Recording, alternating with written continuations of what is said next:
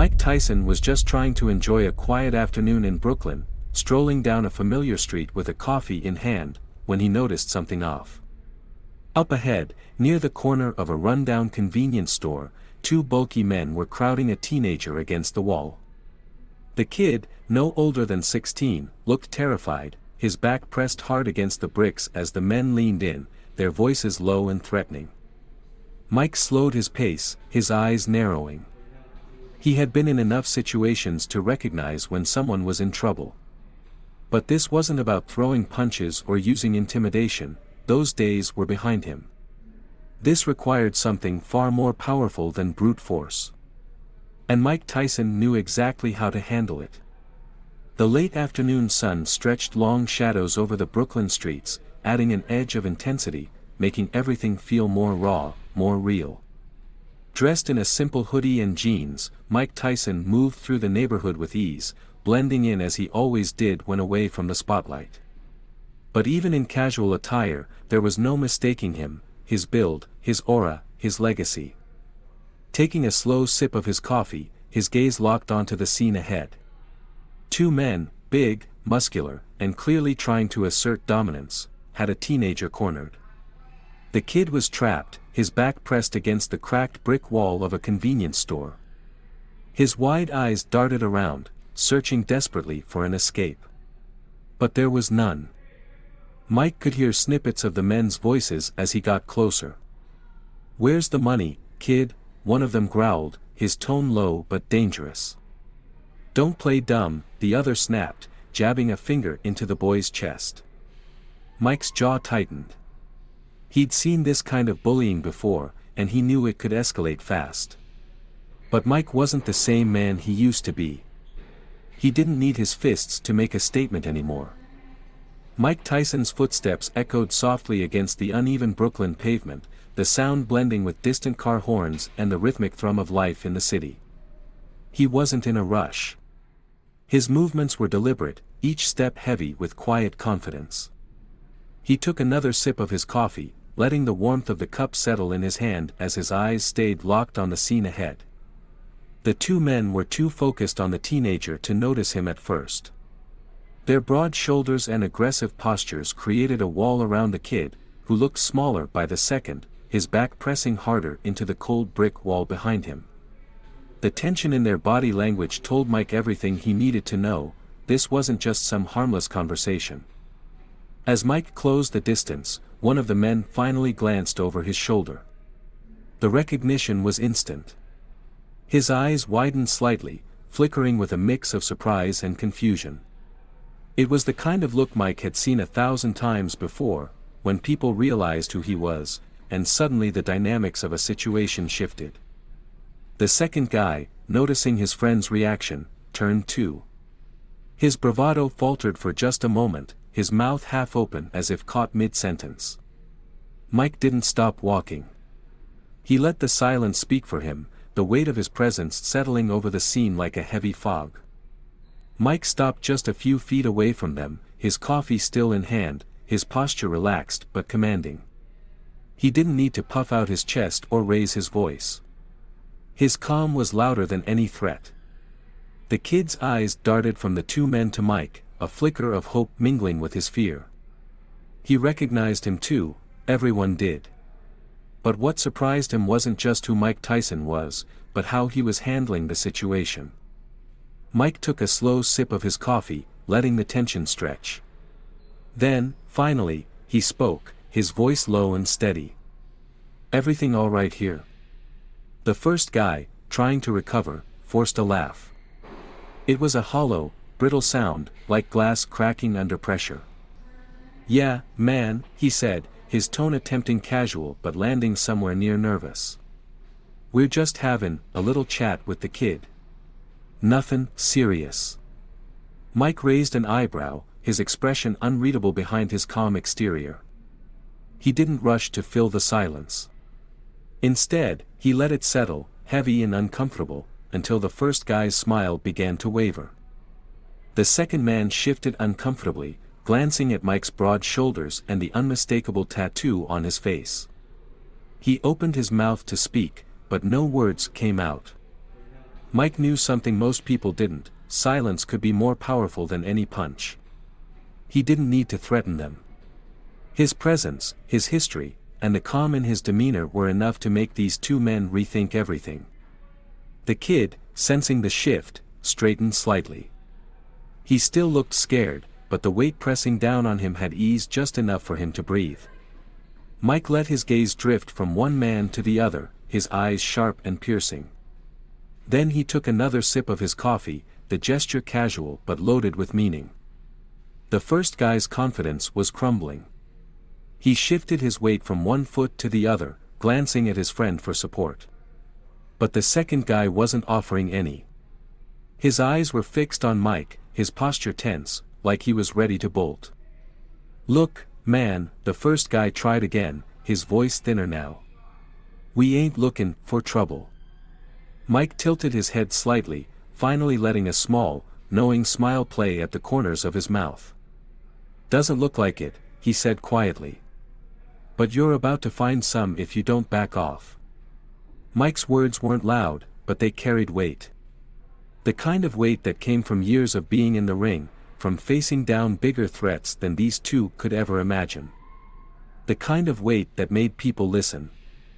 The two men exchanged another glance, their earlier bravado now completely gone. The first guy took a step back, his hands raised slightly in a defensive gesture. All right, he muttered. "We're cool." The second guy nodded quickly, his eyes darting around the street, as if looking for an escape route. Without another word, the two men backed away, their tough guy act dissolving with each step. They disappeared down the street, their figures shrinking into the distance until they were just part of the city's background noise. Mike watched them go, his expression unreadable. He didn't feel triumphant. He didn't feel angry. He felt calm. Like this was just another day, another situation handled without the need for violence. Once the men were gone, Mike turned his attention to the kid, who was still pressed against the wall, his chest rising and falling in quick, shallow breaths. "You good?" Mike asked, his tone softening. The kid nodded, though his eyes were still wide, his hands trembling slightly. "Yeah," he whispered. "Thanks, man. I didn't know what to do." Mike gave him a small nod, his voice steady and reassuring. "Sometimes you don't gotta do nothing. Just gotta stand your ground." Mike didn't wait for gratitude or questions. He gave the kid a final pat on the shoulder and turned to walk away, his coffee still warm in his hand. The city buzzed around him, the sounds of life returning to normal as if nothing had happened.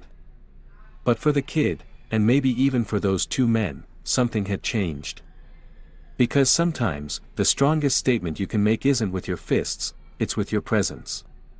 And Mike Tyson's presence spoke louder than any punch ever could. The street seemed to hold its breath. After Mike Tyson's calm question, "Everything all right here?" The air thickened, heavy with unspoken tension. The two men, who just moments ago had towered over the teenager with false bravado, now stood frozen. It wasn't just the words Mike had spoken, it was the way he said them. Calm. Even. Unflinching.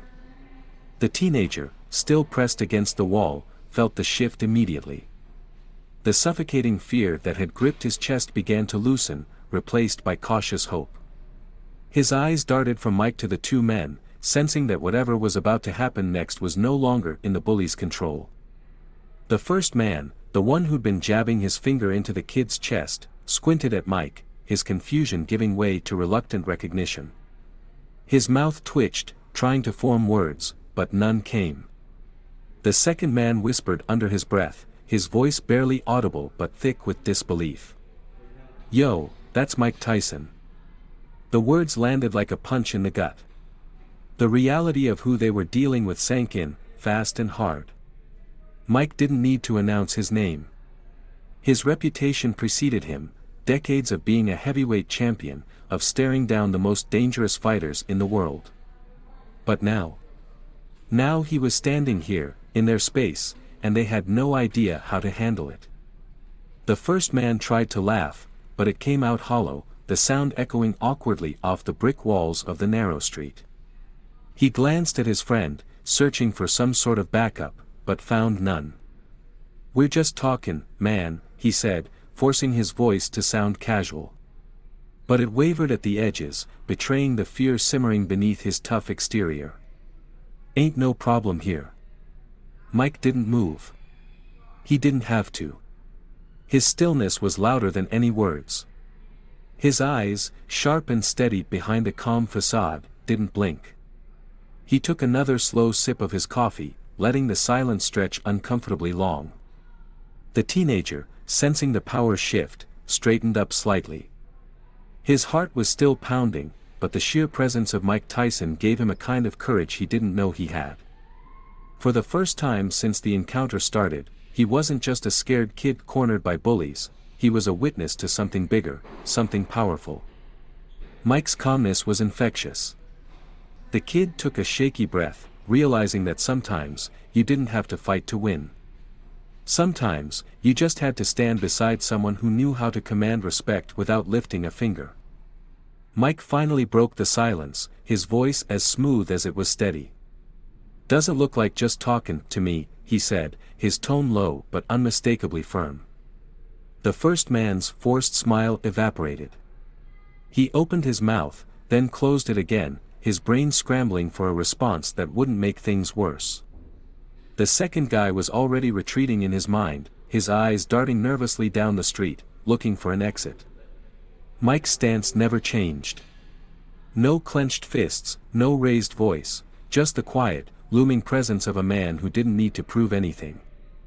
The first man's bravado was gone now, replaced by a nervous shuffle. He glanced around the street, realizing how exposed they were, not just to Mike, but to anyone watching. And in Brooklyn, you never knew who might be watching. "All right, man," he muttered, backing off a step. "We don't want no trouble." The second guy nodded quickly, eager to follow his friend's lead. They both started to retreat, their earlier confidence dissolving with every step they took away from Mike. Mike watched them go, his expression unchanged. He didn't need to chase them down. Their retreat was enough. They knew they'd lost, not because they were outmuscled, but because they were outmatched in every other way. The teenager let out a breath he didn't realize he'd been holding. The street seemed to breathe with him, the tension finally easing as the two men disappeared around the corner. Mike turned back to the kid, his eyes softening slightly. The teenager was still shaking, but the fear in his eyes had been replaced by something else, respect, maybe even a bit of awe. "You good?" Mike asked, his voice quieter now, but still carrying that steady weight. The kid nodded, swallowing hard. Yeah, I'm good. Thanks, man. I didn't know what to do." Mike gave him a small, reassuring nod. "Sometimes you don't gotta do nothing. Just gotta stand your ground." Mike didn't linger. He wasn't one for drawn-out goodbyes or basking in gratitude. He gave the kid a final pat on the shoulder, then turned and walked away, his coffee still in hand, his steps as steady as they'd been when he first approached. The kid watched him go, his mind racing. This wasn't just a story to tell friends later, it was a lesson. A lesson about strength, not just in fists, but in presence, in knowing who you are and standing firm. As Mike disappeared down the block, the city's usual rhythm returned. The sounds of distant conversations, car engines, and the occasional laughter from a nearby stoop filled the air. But for the teenager left standing against the brick wall, things weren't quite the same. Because sometimes, the strongest thing you can do isn't fighting back, it's knowing when you don't have to. And Mike Tyson? He'd mastered that art. The street, once charged with tension, now hung in an eerie quiet. The two men, who had loomed over the teenager with unchecked confidence just moments ago, were visibly unraveling. Their bravado had cracked the moment Mike Tyson stepped in, but now, under his unwavering gaze, it was shattering completely. The first man, still trying to salvage some semblance of control, forced a smirk. It was weak, brittle, and didn't reach his eyes. He took a step back, as if putting even a foot of distance between himself and Mike would somehow make the situation less threatening. "We were just leaving anyway," he muttered, his voice lacking the edge it had earlier. Mike didn't respond immediately. He just stared, his calm presence a pressure they couldn't escape. The second man, seeing his friend fold, quickly followed suit. His eyes darted nervously from Mike to the teenager, then down the street, as if expecting an escape route to magically appear. "Yeah," he stammered. "No harm done. We're cool." But they weren't cool. Not by a long shot. The weight of Mike's silent authority hung in the air like a thick fog, suffocating their flimsy excuses. They knew it, and more importantly, Mike knew it. The teenager, sensing the power dynamics shifting even further in his favor, straightened up a little more. The fear that had gripped him was fading, replaced by a cautious confidence. Mike finally spoke, his voice as calm as ever, but carrying an undeniable edge. "Doesn't look cool to me." The simplicity of the words hit harder than any threat could. They weren't loud, but they were sharp, cutting through the facade the two men were desperately trying to maintain. The first man's mouth opened, maybe to argue, maybe to apologize, but no sound came out. He knew there was no winning this. Not against Mike Tyson. Without another word, the two men began to retreat. Their steps were hurried, but not enough to look like they were running. They had just enough pride left to avoid a full-on sprint. They disappeared down the block, their figures shrinking with each step until they melted into the city's backdrop. Mike didn't turn to watch them go. He didn't need to. He could feel the space they left behind. The vacuum of their absence was as loud as their presence had been just moments ago. The teenager exhaled deeply, his shoulders finally relaxing. The adrenaline that had kept him tense was starting to ebb, leaving behind a mix of relief and disbelief. He looked at Mike, his eyes wide with a combination of gratitude and awe. You didn't even have to do anything," the kid whispered, his voice shaky but full of admiration. Mike gave a small nod, his expression softening just a fraction. "Sometimes you don't gotta do much," he said. "Presence is enough." The street seemed to settle after the confrontation. The usual city sounds returned, the distant honk of a horn, the murmur of conversations from a nearby cafe, the rhythmic clatter of a subway train beneath the streets. But for the teenager, the world felt different now. He'd just witnessed something powerful, not the kind of power that came from fists or shouting, but the quiet, undeniable strength of standing your ground. Mike's calm had been more disarming than any punch could have been. It wasn't just about intimidation, it was about respect. And respect, as the teenager had just learned, wasn't always demanded through aggression. Sometimes, it was earned through presence alone. Mike didn't launch into a speech. He wasn't the type to preach. But the teenager felt like he'd learned more in those few silent minutes than any lecture could have taught him. "Thanks, man," the kid said, his voice steadier now. "I didn't know what to do." Mike shrugged, taking another sip of his coffee. "Sometimes, the best thing you can do is stand still and let him show who they really are." The words hung in the air for a moment, sinking into the kid's mind like seeds planted in fresh soil. Mike didn't linger. He wasn't looking for praise or recognition. He'd done what needed to be done, and that was enough. With a final nod to the teenager, he turned and started down the street, his footsteps steady and unhurried. The kid watched him go, feeling a mix of gratitude and something deeper, respect, not just for who Mike was, but for how he handled things. This wasn't just a story he'd tell his friends later, it was a lesson he'd carry with him. As Mike disappeared into the bustling city, life on the street resumed its usual rhythm. People who'd witnessed the scene from afar returned to their routines, conversations picking up where they'd left off, the brief disruption fading into the background. But for the teenager, things didn't go back to normal. He'd seen firsthand that strength wasn't always about throwing punches or raising your voice. Sometimes, the strongest thing you could do was to simply be there, unmoving, unflinching, and undeniable. Mike continued his walk, the coffee warming his hand as the cool breeze of the Brooklyn afternoon brushed against his face. He didn't think much about what had just happened. For him, it was just another moment in a life filled with lessons learned and respect earned. But for that teenager, it was a defining moment. One he'd remember every time life tried to corner him again. Because sometimes, you don't need to fight to win. Sometimes, presence is enough. The street had returned to its usual rhythm, the distant hum of traffic, the faint chatter from nearby shops, the soft rustling of leaves stirred by the breeze. But for the teenager standing against the brick wall, the world still felt frozen. His heart was pounding, not from fear anymore, but from the adrenaline of what had just happened. Mike Tyson stood there for a moment longer, his calm presence lingering in the space like an invisible shield. The two men were long gone, but the weight of the encounter still hung in the air. Mike didn't need to say much, the lesson had already been taught. Finally, Mike turned to the kid, his eyes softening from the cold, hard stare that had sent the bullies packing. The kid was still breathing hard, his shoulders tense as if his body hadn't fully caught up with the reality that the danger had passed. "You good?"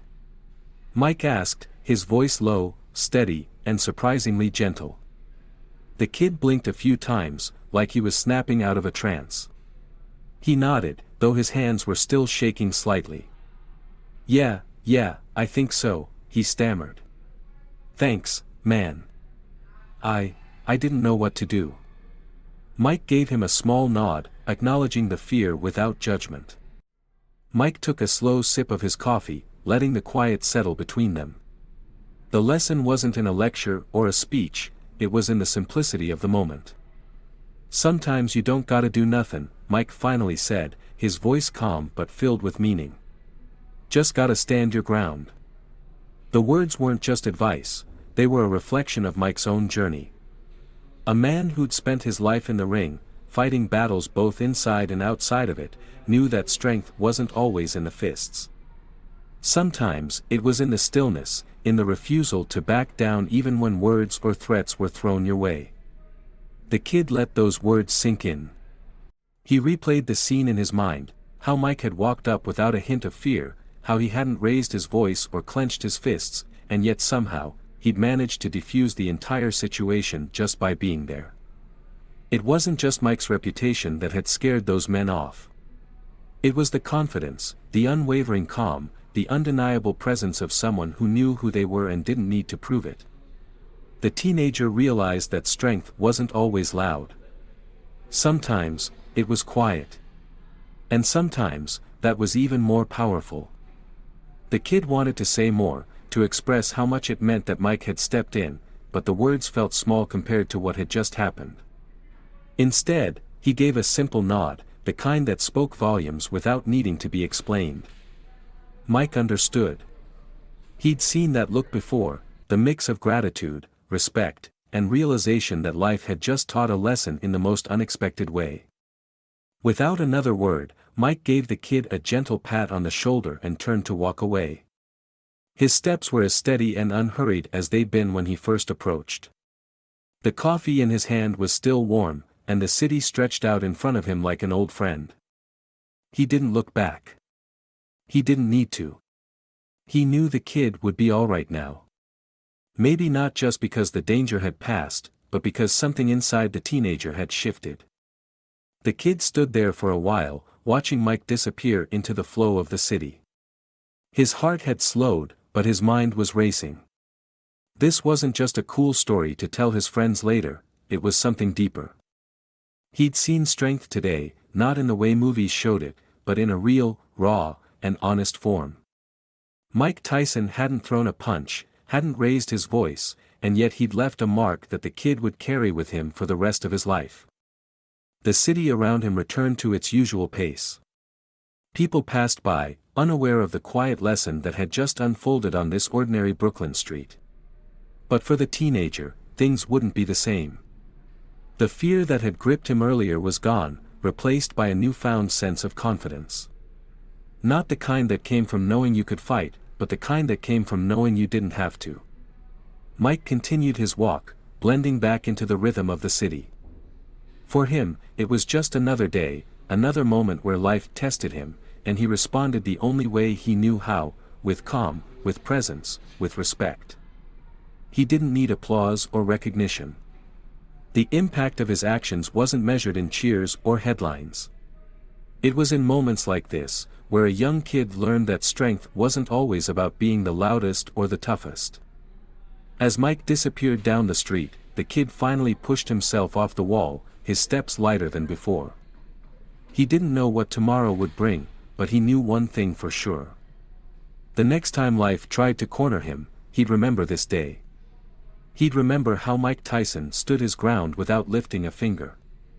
Because sometimes, the strongest thing you can do isn't fighting back. Sometimes, presence is enough. Later that evening, Mike Tyson sat at a small cafe, sipping another coffee, blending into the hum of Brooklyn nightlife. The encounter with the teenager wasn't something he dwelled on, it was just part of his day, another situation handled with calm instead of force. But elsewhere in the city, the ripple effect had already begun. The teenager, now home, recounted the story to his family, not with fear, but with pride. It wasn't just about being saved by a legend, it was about witnessing a different kind of strength. He spoke about how Mike didn't raise a fist, didn't yell, and yet controlled the entire situation. And miles away, the two men who had backed down replayed the moment too. They'd tell themselves it was because Mike Tyson was famous, but deep down, they knew it was more than that. It was the way he carried himself, fearless, composed, untouchable. It made them question the power they thought they had. As Mike left the cafe, the cool night air brushing against his face, he didn't think much about the kid, the bullies, or the scene on that street. But that's the thing about presence, it lingers long after you've walked away. For Mike, it was just another day. But for a teenager in Brooklyn, it was the day he learned that strength isn't always about muscle or fame. It's about knowing who you are and standing your ground when it matters most. And for Mike Tyson, a man who had conquered the fiercest opponents in the ring, the biggest victories now came from battles he never had to fight.